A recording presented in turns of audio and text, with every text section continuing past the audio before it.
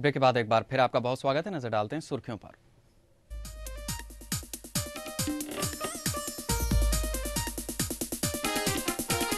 महंगाई के मुद्दे पर संसद में हंगामे के आसार, विपक्ष ला सकता है कट मोशन, सरकार ने भी कमर कसी। देश भर में सीबीएसई बोर्ड परीक्षाएं शुरू, 16 लाख से ज्यादा छात्र शामिल, पहली बार लागू हुआ ग्रेडिंग सिस्टम। मुंबई पुलिस के रवैये से परेशान हुई प्रीति जिंटा, 5 घंटे थाने में बिठाकर नहीं लिखी गई एफआईआर। और हॉकी विश्व कप मुकाबले में ऑस्ट्रेलिया ने भारत को 5-2 से हराया, भारतीय टीम में दिखी तालमेल की कमी।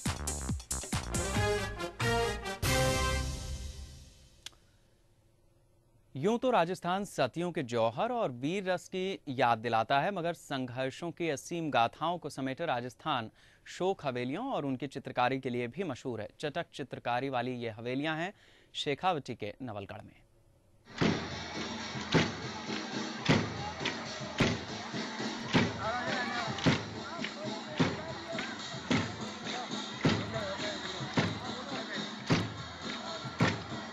फाग की फिजाएं और होली के रंग जितने चटक होते हैं, उतने ही शोक है शेखावटी की हवेलियां।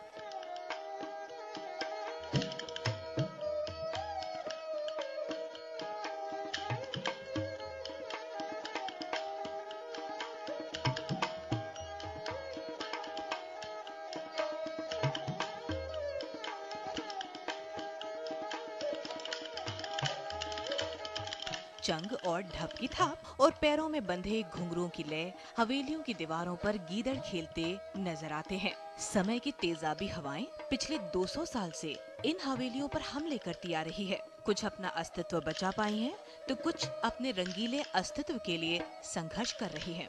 शेखावटी की इन हवेलियों की शान यानी भित्ति चित्रों, फ्रेस्को को बचाए रखने के लिए कुछ घराने भी आगे आए हैं। ये वही घराने हैं जिनके पुरखों ने इन्हें बनवाया था। ऐसे ही घरानों में पोदार, जयपुरिया और मुरारका का नाम आता है। मुरारका घराने के कमल मुरारका ने अपनी हवेलियों को ओपन म्यूजियम का रूप दे दिया है। इस ओपन म्यूजियम की देखरेख और हवेलियों के चित्रों के संरक्षण का जिम्मा कमल मुरारका ने राजस्थान के जाने माने फ्रेस्को एक्सपर्ट डॉक्टर होतचंद को सौंपा है। आइए सुनते हैं क्या कहना है डॉक्टर होतचंद का।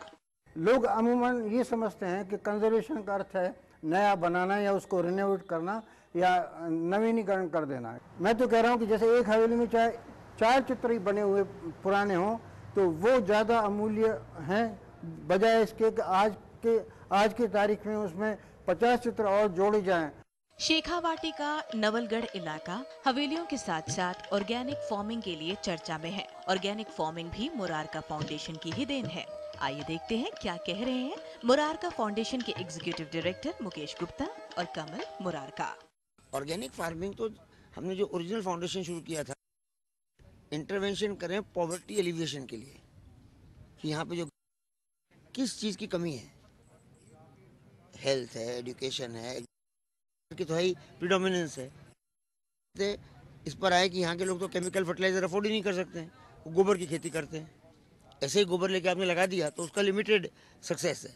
तो वर्मी कल्चर हमने सिखाया उनको, उससे ऑर्गेनिक, तो उनको खुद को लाभ हो गया तो फैल गया। जुड़े हुए किसानों की संख्या जो ऑर्गेनिक खेती कर रहे हैं उनकी संख्या अब करीब 25,000 के करीब है।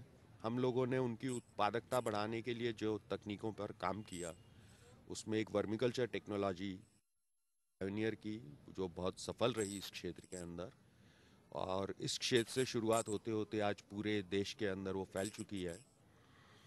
उसी का परिणाम स्वरूप एग्रीकल्चर की टेक्नोलॉजी का उपयोग हुआ है। वहाँ ऑर्गेनिक एग्रीकल्चर करना। नवलगढ़ की हवेलियों के फ्रेस्को गीले प्लास्टर पर इटालियन शैली में बनाए गए हैं। इस शैली को फ्रेस्को बुआनो कहते हैं। इसमें चूना प्लास्टर के सूखने के दौरान ही रंग भरा जाता था। रंग भरने की ये प्रक्रिया ही भित्ति चित्रों को इतने लंबे समय तक बचा पाई है।